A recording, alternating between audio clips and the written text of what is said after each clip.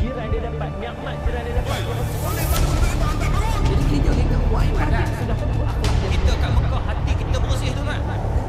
Mak bapak kita pada tempat yang sewajarnya.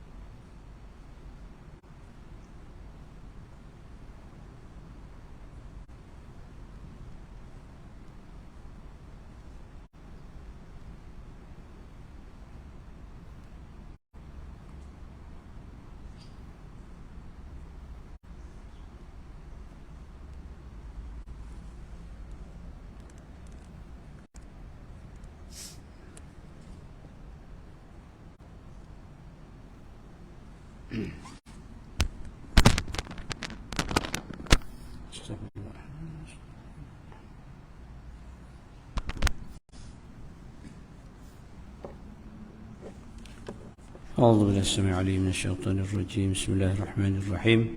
السلام عليكم ورحمة الله وبركاته. الحمد لله رب العالمين وبه نستعين نحمده ونستعينه ونستغفره ونتوب إليه. اللهم صل على سيدنا وحبيبنا وشفيعنا وزخرنا وقروتنا ومولانا محمد صلى الله عليه وسلم، ثم إلى أرواح أزواجه وأصحابه والتابعين وتابعيهم بإحسان إلى يوم الدين. اللهم افتح علينا حكمتك وانشر علينا من خزائن رحمتك يا أرحم الراحمين. اللهم ارزقنا فهم النبيين وحفظ المرسلين وإلهام الملائكة المقربين، والحمد لله رب العالمين. ثم أما بعد. Baik tuan-tuan rahimakumullah, mudah-mudahan dirahmati, dikasihi oleh Allah Subhanahu wa taala. Ucap syukur alhamdulillah kerana kita dipilih oleh Allah Subhanahu wa taala untuk berada dalam taman syurga Allah Subhanahu wa taala, untuk kita berada di rumah Allah, beriktikaf di rumah Allah, untuk belajar ilmu Allah Subhanahu wa taala. Syukur kepada Allah taala. Yang kedua, ucap alhamdulillah, syukur kerana telah dapat menunaikan tanggungjawab untuk memilih pemimpin untuk menerajui kita dalam meneruskan kesinambungan kehidupan di dunia yang masih ada yang sementara ini, dengan pilihan mudah-mudahan menjadi tepat pilihan kita. Siapa jua yang memerintah partika dan saat ini, wajib dia mengikut landasan yang diajar oleh Nabi SAW. Jangan hendaknya bila dapat tapuk pimpinan dan sebagainya, dia tidak mengikut apa yang disarankan oleh Nabi SAW. Dalam sebuah kerajaan yang besar, negeri ataupun negara, ataupun sebuah kerajaan yang kecil, rumah tangga, masyarakat dan sebagainya, tetap wajib kena mengikut hukum Allah Subhanahu wa taala. Pesan Nabi sallallahu alaihi wasallam yang pertama, apabila kita ada kuasa, hendaklah berlaku adil. Al-adlu fil ridha wal ghadab. Al-adlu fil ridha wal ghadab, iaitu hendaklah kamu berlaku adil kepada orang yang kamu suka dan kepada orang yang kamu tak suka. Sebab kebiasaannya kita boleh berlaku adil, saksama pada orang yang kita suka, iaitu penyokong kita. Kita tidak boleh berlaku adil kepada orang yang tidak suka, iaitu pembangkang kita. Itu Nabi pesan tu. Nabi pesan supaya kamu boleh buat adil kepada orang yang kamu kasih, kepada orang yang kamu sayang, dan kepada orang yang kamu tak suka, orang yang kamu benci. Itu di antara 3 perkara disebut oleh Rasul sallallahu alaihi wasallam dalam hadis salasatul munjiat. 3 perkara yang menyelamatkan manusia, najah, selamat manusia hidup atas dunia ataupun di akhirat. Boleh buat adil kepada orang yang suka ataupun orang yang tidak suka. Mungkin dalam pentadbiran rumah tangga kita sebagai ketua keluarga, mungkin ada benda yang kita tak suka daripada isteri, mungkin pada anak-anak mungkin. Tetapi dari segi nafkah wajib kita keluarkan mengikut yang telah disyariatkan oleh Allah Subhanahu wa taala. Tak boleh mentang-mentang dia tak satu kepala dengan kita. Pasal baru ni masa pilihan raya tu ada yang parti A, isteri parti B, anak parti C, nak test. Dia main buat test ikut demo lah tu. Itu pandai-pandai demo lah. Cumanya bila tak sekepala, jangan dari segi nafkah yang wajib bagi sang suami, tiba-tiba dia engkar ataupun mungkir, maka dia tak akan selamat dunia dan juga akhirat. Naik sikit mungkin jadi penghulu JKK kampung. Boleh dah tak berlaku adil kepada orang yang tak suka. Banyak sangat-sangat dia ada kuasa. Saya ingat masa kecil-kecil dulu nak dapat buku teks free ni kena pengesahan mukim Korea itu daripada JKK. Kita pergi holo untuk sign, untuk teks. Buku teks free bukannya dapat apa pun. Dapat buku teks free percuma je. Pengesahan anak mukim. Tapi oleh kerana JKK dengan ayah kita tak satu coloring bendera dia, maka balik saja tak sign. Paksa pergi merayu ke PPD, pergi sana sini. Kenapa? Kerana tak sebulu sebab tidak sepati. Nampak? Baru kuasa mengesahkan je, tak bagi. Tunggulah. Atas dunia kau lepas. Tapi bila berhadapan dengan Allah Subhanahu Wa Taala, nanti kau tahulah kedudukan kau. Sebab patutnya budak ni layak dapat buku teks free, tapi oleh kerana kau tak sahkan, maka tak dapat. Patut layak keluarga ni dapat baja padi, kerana buat padi 10 kilo dapat dalam 20 beg, tapi tak dapat. Sanggup baja tu jadi cair, tinggal plastik belakang balai raya. Sebab apa? Sebab tidak satu bendera. Tak nak buat adil. Ini Nabi pesan supaya kamu selamat. Sebab apa? Nanti bila yang diperintah ini jadi pemerintah, dia akan balas dendam balik. Mungkin tidak kamu, mungkin anak kamu, mungkin cucu kamu. Itu yang akan berlaku. Dia akan berlaku macam tu. Oleh kerana itu Nabi pesan, berlaku adillah kamu, saksamalah kamu kepada orang yang engkau suka, itu penyokong kamu, dan orang yang tak suka, pembangkang kamu. Kena adil. Kalau tak adil, bila dia naik nanti dia akan balas dendam balik dah. Jadi satu benda yang tidak harmoni dalam kehidupan kita. Tu hak berlakunya macam itulah. Tak payah nak buat adil. Pada orang yang kita tak suka, kita tak adil. Kalau kita suka, barulah kita buat saksama dan sebagainya. Ni kena pesan. Pada tak kira lah mungkin yang jadi YB lepas ni pop menakan tuan-tuan, mungkin sepupu-sepupak kawan-kawan kena nasihat. Ini kena hati-hati betul-betul. Sebab nanti akan disoal oleh Allah Subhanahu Wa Taala. Atau dunia boleh lari bos, balik di sana takkan lari dah. Sebab situ je ada. Dikeliling, dikepung, tak nak pergi ke mana-mana, duduklah di padang mahsyar. Maka ketika itulah barulah kita rasa menyesal apa yang kita buat dan sebagainya. Satu. Yang kedua, kata Nabi SAW, hendaklah kamu untuk selamat, hendaklah kamu al-qasdu fil ghina wal faqr. Hendaklah kamu berlaku di sana ialah iktisad ataupun berekonomi, berhemah ketika mana kamu ghina, kaya, wal faqr ketika kamu fakir. Sebab apa Nabi kata macam tu? Sebab kebiasaannya kita bila kita susah barulah kita berekonomi, berjimat cermat. Ikan seekor makan 3 beradik. Kalau tidak, ikan 3 ekor makan seorang. Kita dulu masa kecil-kecil, kenapa boleh ikan seekor boleh makan 7 beradik? Elok je. Tapi dunia akhir ni ikan 7 ekor tak cukup. Walaupun ada 2 beradik. Satu makan asing-asing. Tak diajar ibu pergi kerja, ayah pergi kerja. Dia makan sendiri-sendiri ya. Tak diajar. Hari Sabtu Ahad pun keluar pergi makan di luar. Tak merasa bagaimana duduk dalam satu keluarga.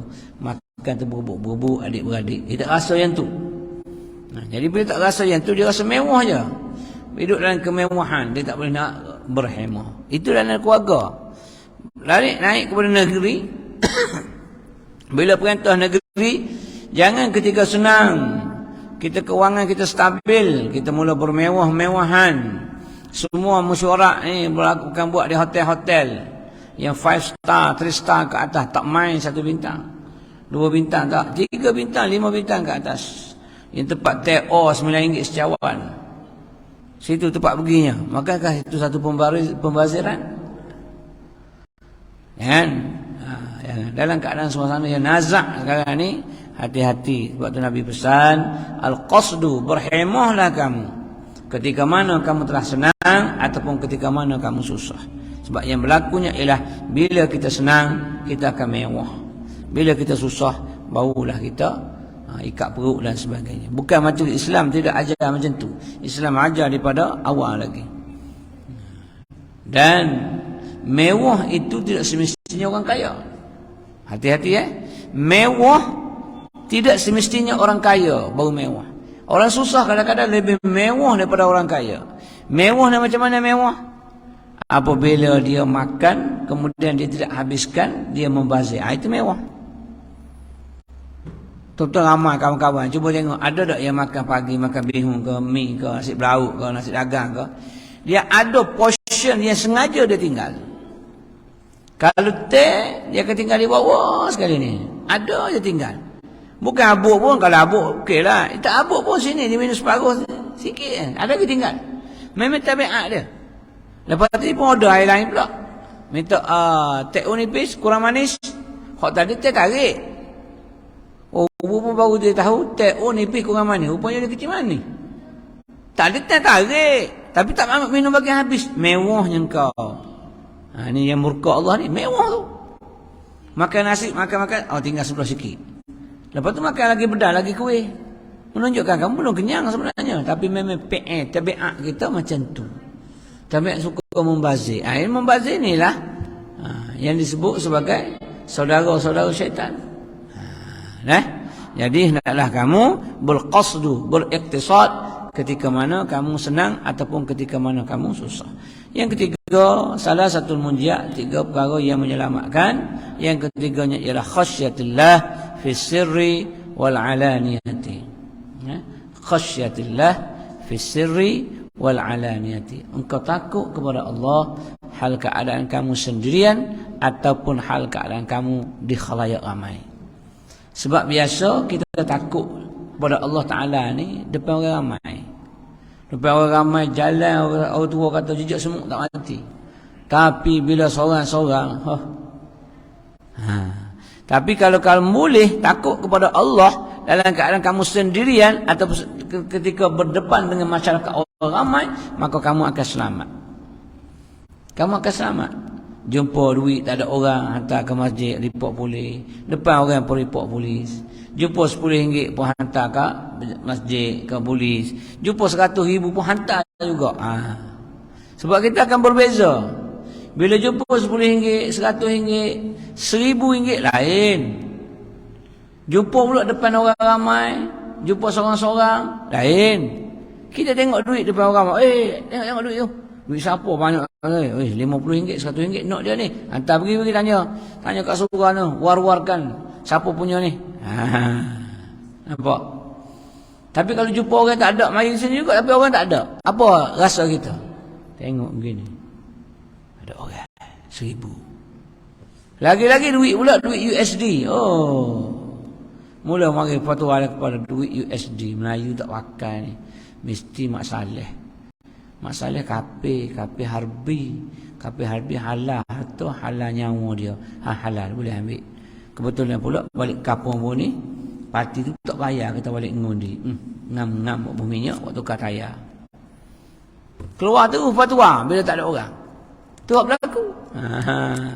Sebab tu kita kalau jumpa duit banyak lain rasa, duit sikit lain rasa, duit depan ramai lain rasa, duit seorang-seorang lain rasa, jumpa perempuan depan ramai lain rasa, jumpa perempuan seorang sama seorang lain rasa. Dia akan berbeza. Percayalah. Tak akan sama, dia akan berbeza. Sebab itu disebut dalam sab'atun yuzillumullah yauma la zilla illa zilluh.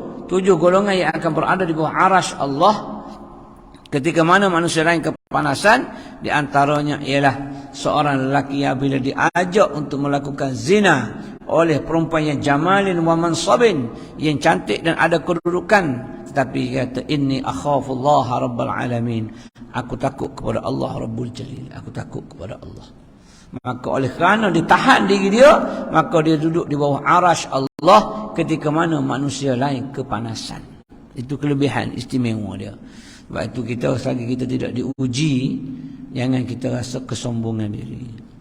Kita tak diuji dengan harta, kita tak diuji dengan takhta kuasa, kita tak diuji dengan wanita-wanita.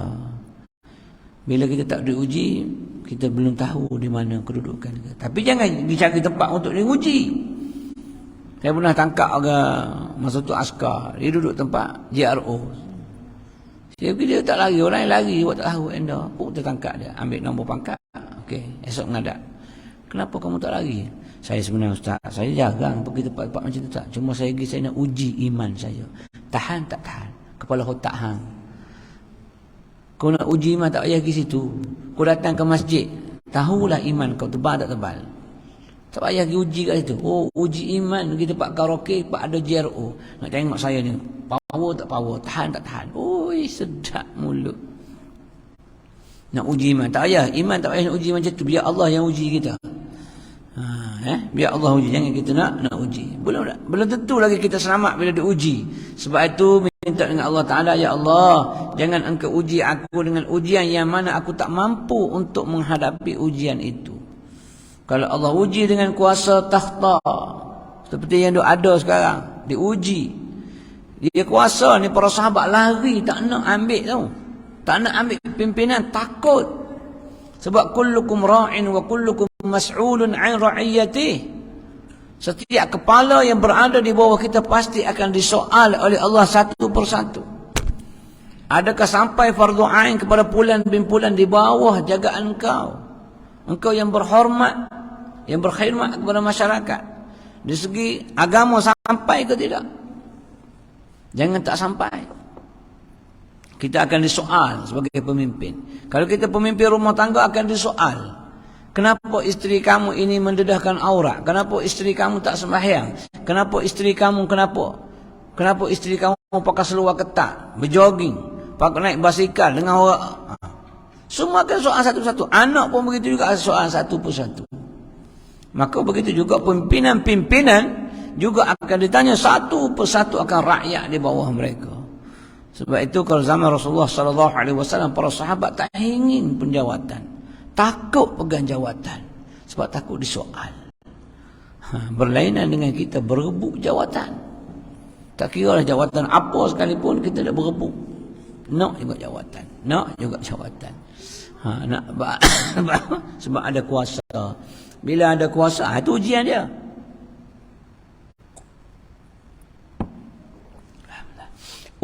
Ujian kuasa. Takut nanti kita tak mampu untuk menguasai apa yang kita kuasa ikut dengan izin Allah Subhanahu Wa Taala, ikut patuh syariah. Takut. Jangan kita diuji dengan wanita-wanita yang cantik, yang ada kedudukan istimewa dan sebagainya. Jangan kita diuji dengan harta. Takut nanti kita kelabu mata, gelap mata. Kita tak pernah diuji, disogok oleh kontraktor dengan ribuan, puluhan, jutaan. Kita tak pernah diuji. Oleh kerana itu minta dengan Allah Ta'ala supaya kita jangan diuji dengan apa yang kita tak mampu untuk menghadapi ujian dia. Baik, daripada Abu Hurairah. Qala Rasulullah sallallahu alaihi wasallam, inna Allah Ta'ala la yanzuru ila ajsamikum wala ila suwarikum walakin yanzuru ila qulubikum wa a'malikum. Hadis rawahu Muslim. Daripada Riyadhus Salihin, Dalam jilid yang pertama menceritakan daripada Abu Hurairah Abdul Rahman bin Sakhar. Jadi nama dia sebenar Abu Hurairah ini ialah Abdul Rahman bin Sakhar. Jadi gelar sebagai Abi Hurairah itu gelaran yang Nabi berikan kepada dia sebab dia pergi mana-mana pun dia suka kucing. Sekali dia ambil kucing, dia buahlah jubah, buahlah poket dia. Jalan jauh bunyi miau miau miau. Rasulullah kata, kucing kat mana? Tadi kat masjid ada. Ni ada ni dalam poket aku. Engkau ni abu kucing sungguhlah. Tu lekat dia. Engkau ni bapak kucing. Abu Hurairah bapak kucing. Pantang jumpa kucing dia akan ambil. Dia boleh jubah dia. Jalan dengan kucing. Maka Nabi pun gelar dia Abu Hurairah bapak kucing. Jadi kita nak gelar orang pun boleh. Tengoklah kalau dia setuju kau tidak. Kalau dia tak setuju jangan gelar. Bertumbuk nanti. Takut dia marah.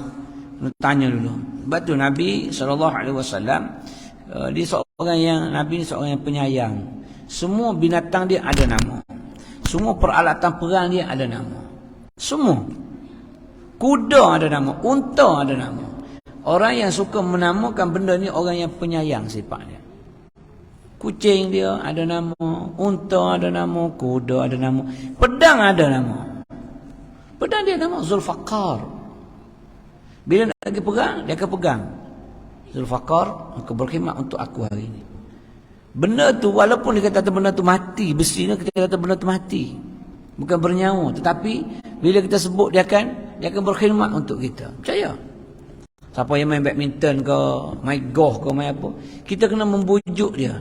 Pujuk dia.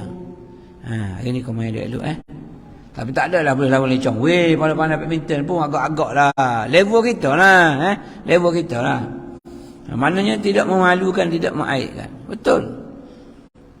Saya tukar arena dulu bola sepak takraw dengan badminton. Lepas tu tukar main golf. Bila nak tournament saya akan duduk tepi saya punya iron set tu. Duduk. Ya pagi besok nak tournament tau.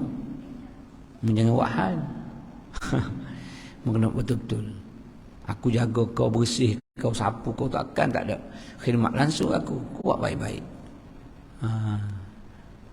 Gimana insya-Allah dia tidak mengecewakan. Tapi kena buat jinak dengan dia, nak buat baik dengan dia. Kena berlatih lah juga, kena pergi lah dari range apa benda. Kau tak pergi tak boleh lah juga. Sebab kita lahir-lahir bukan pandai main kau. Kena buat pujuk macam tu. Pujuk insya-Allah. Sebab Nabi SAW ajar kita macam tu. Kita kena buat macam tu lah. Buh nama dia. Kuda kita, kucing kita namakan. Isteri dia pun dia gelarkan nama yang sesuai. Ya Humaira, wahai yang merah jambu. Ya Sauda, wahai yang hitam pekat. Wahai apa ni? Wahai yang kelabu asap. Ya kelabu, al-kelabu. Tak kira lah nama apa sekalipun. Sebab itulah Nabi SAW orang yang penyayang. Kalau dah pedang dia pun dia buh nama, apatah lagi hak lain. Maka dengan sahabat pun Nabi suka bergurau senda. Maka di antara gurauannya ialah dia menggelarkan Abu Rahman ini Abu Hurairah bapak kucing. Kerana dia terlalu suka kucing. Kita tengoklah. Kalau yang suka masak nasi lemak, buhlah Abu lemak ke apa. Bapak lemak. Kena hak gemuk dia marah lah teman-teman aku gemuk itu buah lemak. Tapi kadang-kadang kita suka juga orang gelar kita penggelaran tu. Kata dia daripada Rasulullah sallallahu alaihi wasallam, "Innallaha ta'ala la yanzuru ila ajsamikum wala ila suwarikum." Sesungguhnya Allah Subhanahu wa taala tidak memandang kepada tubuh badan dan rupa paras kamu semua. Walakin yanzuru ila qulubikum wa a'malikum, tapi Allah pandang kepada hati dan juga amal kamu. Ini kena faham baik-baik. Kena faham baik-baik. Erti kata Allah tidak melihat zahir kamu, Allah melihat batin kamu. Itu maknanya Allah tidak melihat kepada pakaian yang kamu pakai. Yang penting kamu menutup aurat. Sebab ada kata Allah tak pandang luar. Kita pakai pendek, luar pendek pun tak apa. Sebab Allah tak tengok pun. Allah tengok dalam. Saya ingat saya di Sarawak dulu ada pengaduan. Kita dah tulis bila nak masuk pejabat agama, sila tutup aurat. Sila tutup aurat. Dia datang pakai t-shirt. Dia nak mengadu pasal suami dia. Suami dia pergi karaoke, ada perempuan, JRO dan sebagainya. Dia datang pakai t-shirt. Pakai seluar labuh. Tak pakai free hair. Lantai keluar ni. rantai jenis apa ni mutiara beli kat pasar Filipin KK. Hak tuan-tuan kena tipu lah, kulit kerang. Dia kata mutiara berlombok-lombok RM10 sutah. Menatai mana bagi RM1 sutah mutiara? Pembohong lah. Pembohong. Mana ada mutiara RM10 sutah? Pakai t-shirt putih. Mari ngadak kita. Kita muda lagi masuk 20-an, masuk 30, awal 30-an. Pakai t-shirt putih. Rantai duduk tengah-tengah dada ni. Kiri kanan tidak lurus gelinciran. Kita dah tulis itu. Aku kata, ya Allah, macam mana? Kita pun ambil lah pengaduan dia. Bla-bla. Okay. Saya pun buat bodoh. Saya pun tengok ke dia. Saya tengok bodoh. Apa lah ustaz lah tu? Tengok macam tu. Malulah saya. Tak ada. Ustaz jangan nampak saya macam ni, ragak macam ni ustaz. Allah tak tengok luar ustaz. Allah tengok dalam kita. Wah, dia terjemah kat aku pula. Kita pun buat bodoh tengok. Ustaz tengok mana ustaz? Tengok dalam. Sebab Allah tak tengok luar, Allah tengok dalam. Apalah ustaz ni? Gini kat atas besok. Sebagaimana itu tulis. Okeylah, esok barulah pakai lilit sikit, keluarlah rambut tu. Itu dia tak faham. Dia kata, dia macam ni pun ragak tapi Allah tak tengok kata ni. Allah tak tengok dan dia kata Allah tak tengok kekayaan yang kamu pakai. Tapi Allah ambil kira kamu pakai mendedahkan aurat tetap berdosa. Jangan salah faham. Ini innallaha la yanzur. Ini Allah tak tengok kepada jisim jasad kamu, kuru gemuk. Allah tak tengok. Allah tak tengok pakaian jenis kain apa yang kamu pakai. Tapi kalau kamu dedah aurat tetap juga kena dosa. Gitu. Jangan salah. Tetapi Allah tengok yang diamat-amati oleh Allah Subhanahu Wa Taala ialah perlakuan hati kamu. Kamu sedekah adakah ikhlas? Kamu sembahyang adakah khusyuk? Sini nilai dia. Dan juga Allah tengok kepada amal kamu. Banyak mana kamu buat amal. Amal itu lillahi ta'ala ataupun kerana siapa. Ada juga yang bernazar sekiranya dia ni menang, aku akan sembelih kambing. Aku makan kambing kerana dia. Hei, kalau kau sembelih kambing kerana dia, makna kamu sama dengan orang menyembah berhala. Sebab orang sembah berhala menyembelih ayam itu kerana polong bin polong. Tak boleh. Kalau kita nak menazar lain cerita. Nazar jangan kata kerana dia. Kerana Allah. Tapi sekiranya aku sembuh daripada sakitku, aku akan berpuasa 3 hari. Itu nazar. Sekiranya aku menang dalam pelihara raya 2022, aku akan menyembelih 3 ekor unta. Ataupun makan 3 ekor unta. Kerana Allah. Bukan kerana itu. Jangan kita kata kerana dia, tak boleh. Kerana Allah. Tapi pada asalnya, nazar ni Nabi tak bagi.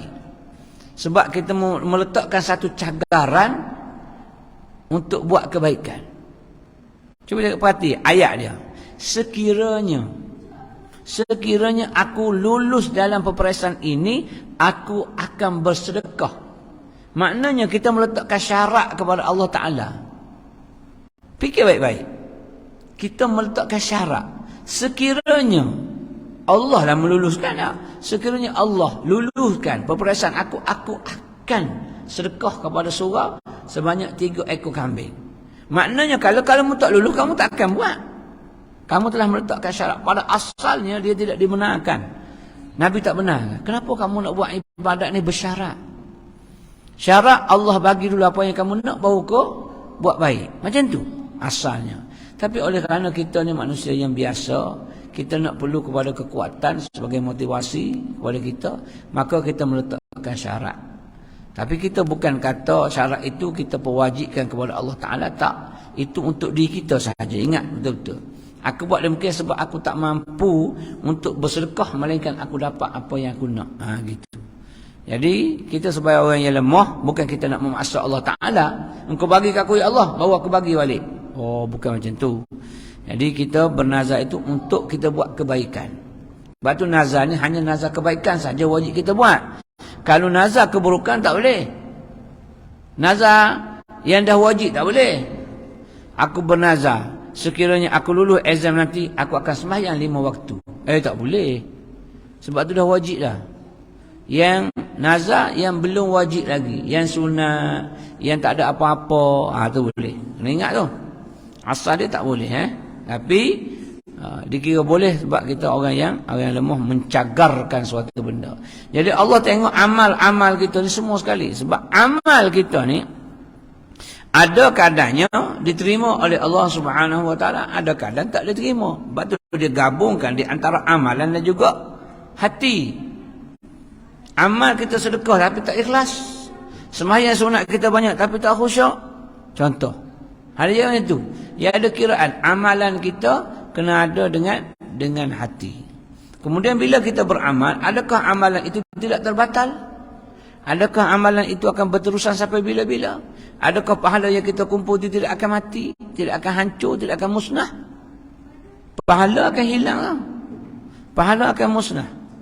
Mana dalil dia? Al-hasad ta'kulul hasanat kama ta'kulun nar al-hataba.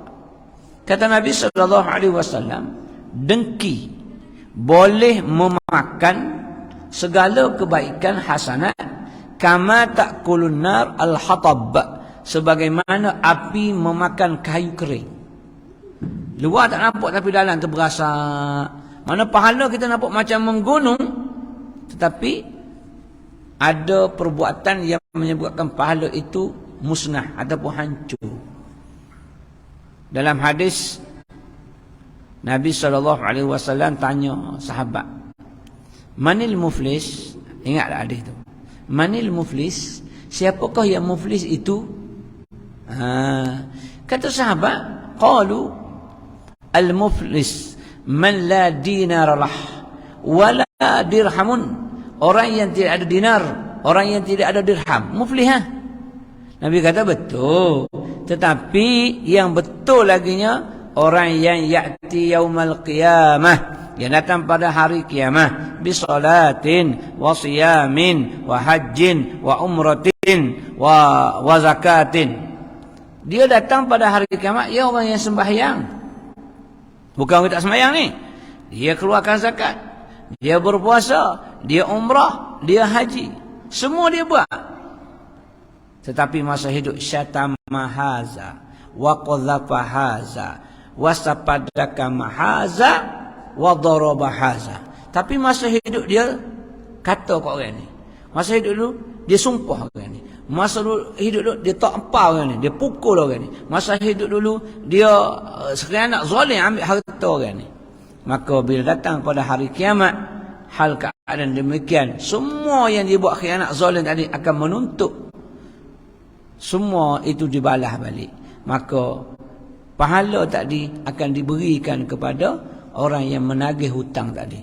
Akhir sekali bila pahala dah tak ada, dia terpaksa ambil dosa orang yang tagih hutang, dia akan pikul. Maka muflislah dia. Walaupun dia datang dengan sembahyang yang banyak, puasa, zakat, haji, umrah dan sebagainya. Kerana apa? Kerana hidup dulu dia menyumpah kepada orang pulan. Dia qazaf, dia tuduh pulan bin pulan, fitnah, menyebabkan orang itu malu dan sebagainya. Dia darabah, dia ada kuasa, dia pukul orang tu. Dia ada kuasa, dia ambil hak orang tu. Kena berhati-hati masa hidup dahulu. Jadi ni dia akan jadi muflis. Maka Allah tengok zahir kamu itu dari segi amalan kamu, dan Allah tilik jauh sampai ke lubuk hati kamu. Hadis ini diriwayatkan oleh Muslim dalam kitab Berbuat Baik kepada Ibu Bapa dan lainnya. Bab pengharaman perbuatan menzalimi seorang Muslim, tidak menolongnya dan menghinanya, serta pengharaman darah, maruah dan hartanya. La yanzuru ila ajsamikum, ia tidak memandang kepada tubuh badan kamu semua. Yakni Allah Ta'ala tidak memberi pahala kepada kamu berdasarkan tubuh badan kamu. Sebab tubuh kamu sadu, tubuh kamu kuat, kemah, maka aku bagi pahala. Bukan, tak. وَمَا أَمْوَالُكُمْ وَلَا أَوْلَادُكُمْ بِالَّتِي تُقَرِّبُكُمْ عِنْدَنَا زُلْفَى إِلَّا مَنْ آمَنَ وَعَمِلَ صَالِحًا. Harta benda dan anak pinak kamu bukanlah perkara yang mendekatkan kamu di sisi kami. Tak. kami kecuali orang-orang yang beriman dan mengerjakan amalan-amalan yang soleh. Surah Saba ayat ke-37. Maknanya harta kita dan anak-anak bukanlah perkara yang boleh mendekat kita kepada Allah. Tak. Ya ayyuhalladzina amanu la tulhikum amwalukum wala auladukum an zikrillah. Wahai orang-orang yang beriman, jangan menjadikan harta-harta kamu, anak-anak pinak kamu tulhikum, melalaikan kamu daripada ingat Allah Subhanahu wa taala. Sebab tu kadang-kadang harta jadi fitnah. Anak isteri jadi fitnah dalam kehidupan kita lah. Jadi fitnah. Kita nak pergi pagi Jumaat, esok pagi Jumaat nak pergi dengar apa, nak pergi sembahyang sujud sejadah. Ya, Jumaat sujud sejadah lah. Isteri, Allah, betul lah hujan abang. Ayah takut. Sorang-sorang. Kita kan baru pindah kat sini. Kita tak kenal orang sebelah. Ayah takut. Habis bos. Serbai pun hilang. Joboh buka semula. Zahid pun tak mari jadi email. Kalau pun nak pujuk lagu. Ni melalaikan. Ada kuliah, hari Selasa ada kuliah kita kata. Allah, ayah, abang nak makan ayam rangkau. Dekat Presiden 2 tu, kat lain tak sedar, ayam rangkau situ murah, RM10 je. Kita pun ikut. Daripada nak pergi dengar kuliah, tinggal kuliah pergi beli ayam rangkau. Presiden 2. Patutnya, boleh ayam rangkau, tapi bukan hari ni ya. Ayam rangkau bukan hari ni, hari lain. Allah, abang tak nak. Alah, bukan ayam rangkau saja. Kata rubah rangkau pun aku celup tepung bagi. Baru betul. Ni dak okeylah. Sebab kita malas juga sebenarnya. Kita pun ikut. Ni tulhikum, melalaikan kamu daripada ingat Allah Subhanahu wa taala. Ustaz, kita kena layan dah bini kita. Ya, layan, bagi nafkah dia, tapi bukan menyekat kita daripada mencari ilmu fardu ain. Bukan. Ajak dia mari duduk dengar lu patutnya lepas ni kita pergilah ayam rangkau, kau rangkau ayam, kau kata rebah ke beli. Sebab ia ni susah. Fardu ain. Tapi kita ikut. Melalaikan kamu tu. Jangan dia melalaikan kamu. Hadis yang berikutnya an Abi Musa Abdullah bin Qais al-Ash'ari qala su'ila Rasulullah sallallahu alaihi wasallam 'anil rajul yuqatil syaja'atan wa yuqatilu hamiyatan wa yuqatalu riya'an ayyu zalika fi sabilillah faqala Rasulullah sallallahu alaihi wasallam man qatala litakuna kalimatullahi al-ulya fahuwa fi sabilillah. Diriwayatkan daripada Abi Musa Abdullah bin Qais al-Ash'ari bahawa beliau berkata Rasulullah sallallahu alaihi wasallam telah ditanya tentang seorang lelaki yang berperang kerana keberaniannya. Syaja', dia berani, dia pergi perang. Kemudian yang berperang yang keduanya kerana semangat puak, itu kerana perkauman. Dan yang ketiga yang berperang kerana riak, nak menunjuk-nunjuk.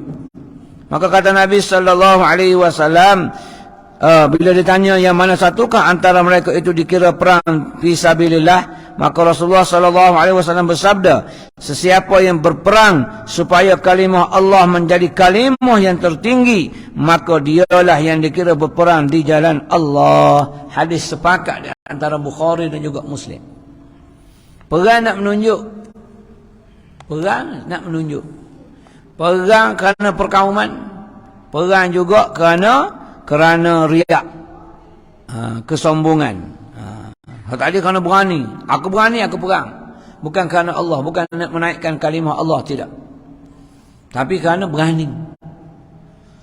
Jadi pemimpin, jadi ketua, kerana berani. Aku pandai berpidato, aku pandai bercakap dan sebagainya, maka aku boleh jadi pemimpin. Kita tahu di bawah pimpinan dia macam mana. Hati-hati.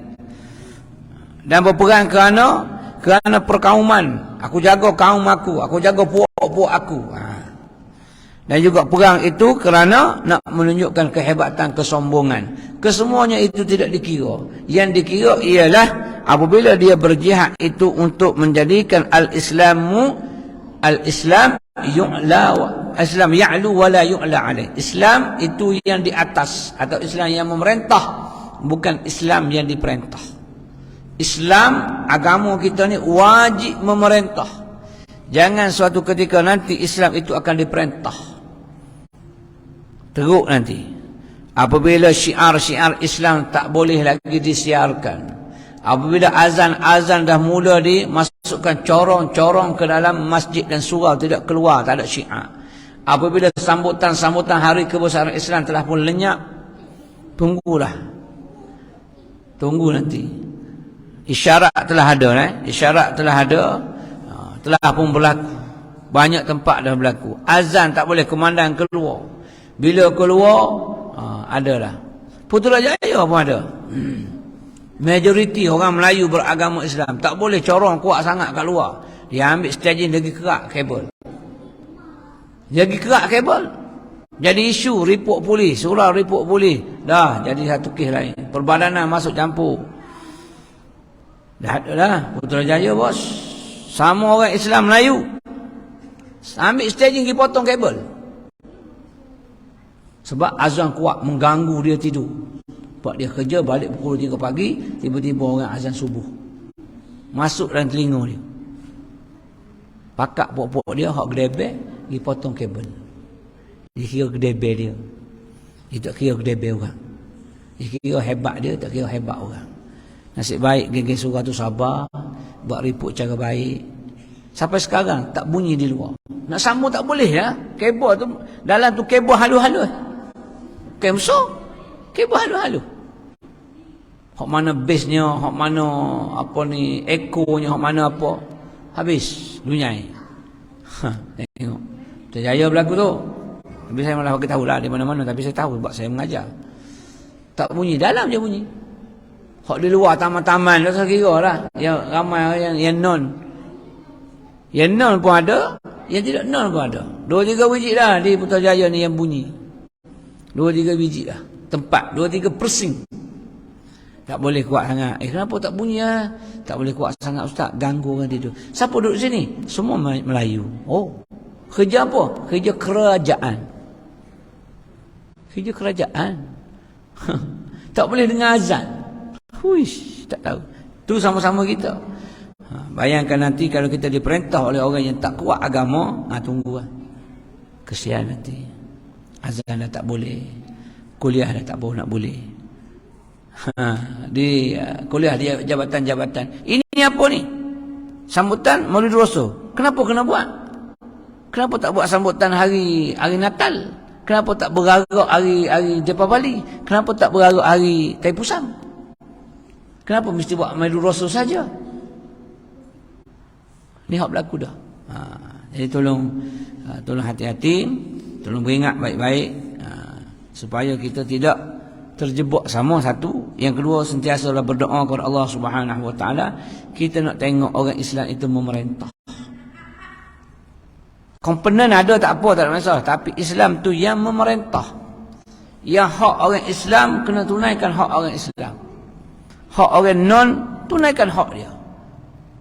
Jangan dilebihkan, jangan dikurangkan, mengikut hak masing-masing. Berlaku adil lah kepada semuanya. Kalau tidak, dia akan jadi porak peranda nanti. Akan jadi macam-macam lagi lah. Bila dah jadi macam-macam, orang negara luar dah tak percaya kepada negara kita, maka ekonomi akan merudum lagi. Kalau selama ni telur tak ada 2 minggu, lepas ni tak ada berbulan-bulan pula telur. Kat kita tak boleh hidup tak ada telur. Tak? Mesti nak telur. Telur grade E pun dah jadi RM14 dah. Kesini mudah telur. Orang nak buat martabak, orang nak buat akok pun merapu cari tak tahu kat mana nak ada. Susah. Jadi di sini orang yang betul-betul dikira jihad fi sabilillah ialah orang yang nak meninggikan kalimatullahil ulya, kata Nabi. Nak meletakkan kalimah Allah itu paling tinggi. Syiar kena ada, Islam kena ada syiar. Tak boleh tak ada syiar. Itu belum kira lagi yang kita ahli sunnah berantakan dengan Wahabi. Belum kira lagi. Belum kira lagi Sunni dengan Syi'i. Belum kira lagi hal lain. Banyak lagi yang menyebabkan kelemahan-kelemahan orang Islam. Menyebabkan musuh-musuh Islam mengambil kedudukan. Dan ekonomi kita dikuasai oleh bangsa lain. maka kalau tapuk pimpinan pula kita dikuasai juga oleh orang lain, maka kita takut nanti kita menjadi pelarian dalam negara sendiri.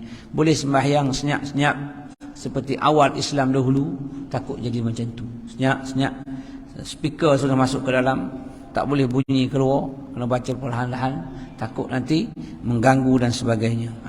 Itu takutlah. Kita harap-harap tidaklah yang demikian. Baik, hadis ini diriwayatkan oleh Bukhari dan juga Muslim dalam kitab Al-Ilmu, bab orang yang bertanya sambil berdiri kepada orang alim yang sedang duduk. Ia diriwayatkan oleh Muslim dalam kitab Kepimpinan. Itu satu bab yang orang yang berperang supaya kalimah Allah menjadi kalimah yang paling tinggi. Maksudnya Bukhari dan juga Muslim masing-masing dalam kitab masing-masing mengeluarkan hadis yang sama. Hadis ini sepakat, hadis ittifaq ataupun muwafaqah, hadis ini sahih. Azan.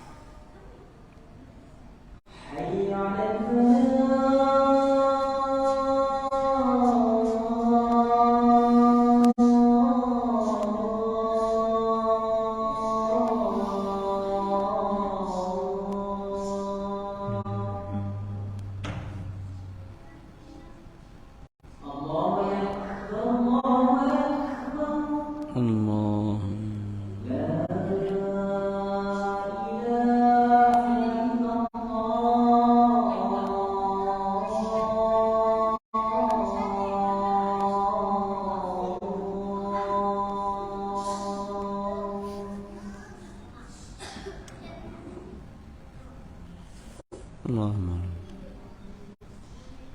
آت السيد واشهد وبعثه المقام اللهم صل قلوب عبادك بدوام الليل.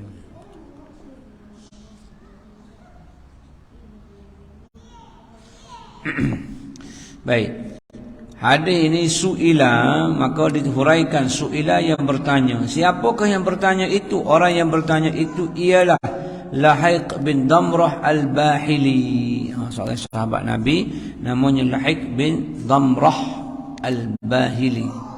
Kalau tanya siapa? Ni Hamiyah maksudnya dia berperang kerana semangat kepuakan, ta'assub. Tak kira lah benar ke tak benar, dia akan tolong bantu perang.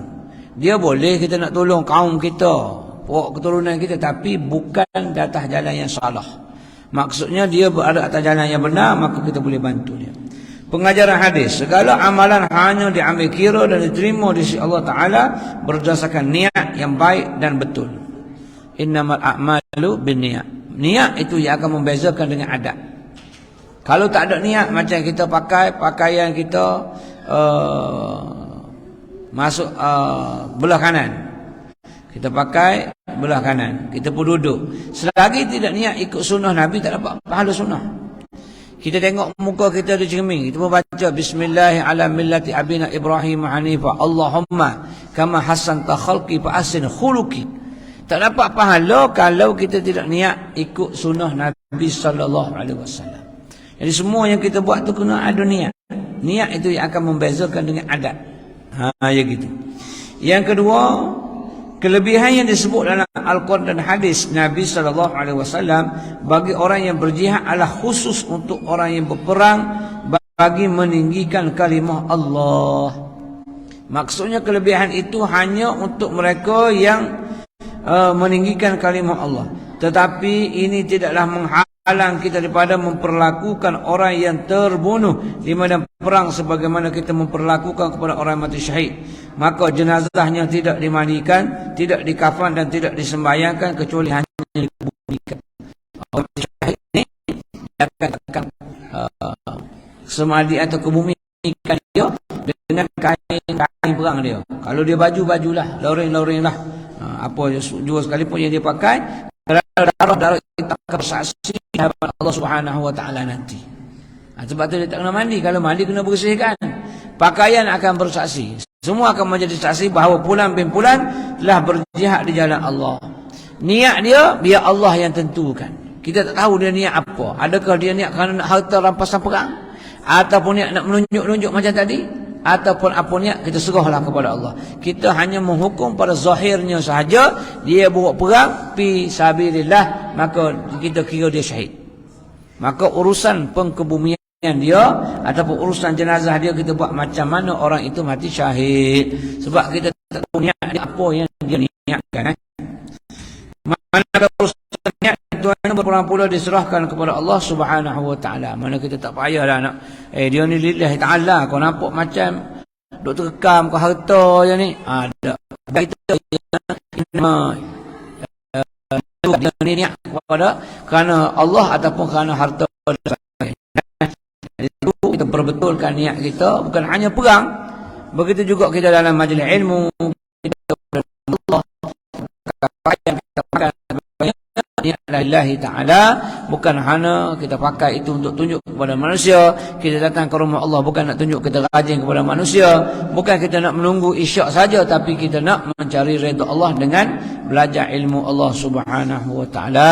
Kerana belajar dan mengajar adalah urusan para nabi dan para rasul. Maka kita menemukan kesinambungan apa yang dilakukan oleh nabi dan apa yang dilakukan oleh rasul.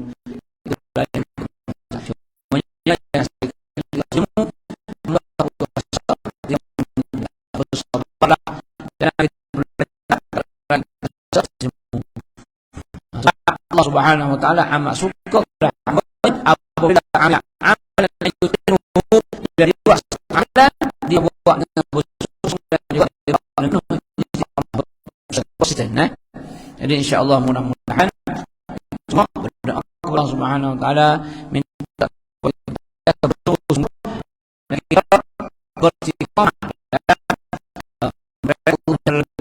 dalam menuntut ilmu, beramal dengan ilmu dan sebagainya. Wallahu alam.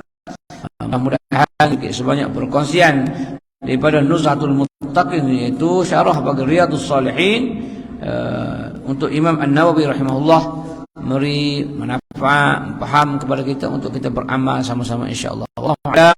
Aqulu qawli hadza wa astaghfirullah. Assalamualaikum warahmatullahi wabarakatuh.